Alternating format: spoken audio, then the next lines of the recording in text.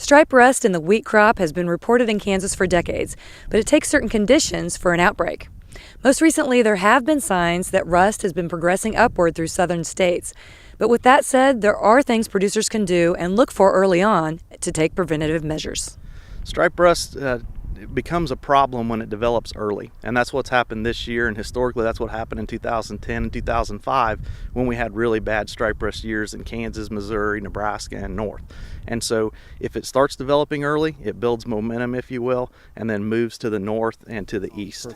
While it's still early in the season, timing is everything when it comes to battling diseases like rust. When the wheat plant's at flag leaf, the flag leaf and the leaf below it will contribute about 70% of the yield potential of that wheat crop.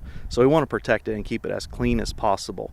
If we see any development of stripe rust, or even hear that it's in some counties south of us, we need to take preventative action, because stripe rust is a hard disease to stop. Once it gets started, things get out of control really quickly. Rust can be a common thing due to our cool and humid temperatures early in the spring. One product we can use to really control the rust, whether it's stripe or common, is Twin Line. It's got two modes of action, which can really get a control of the problem and eliminate yield loss. We asked Puser what other types of diseases or other issues wheat growers deal with in this region. We've seen less common tan spot, blotch, and powdery mildew also can be present. For our wheat program, fungicide is always a necessity. We always keep a close eye for rust, and we're also in the field scouting for different weeds. We use herbicides on that early on, and then if insect pressure gets too high, we'll definitely use an insecticide to ensure optimum yields.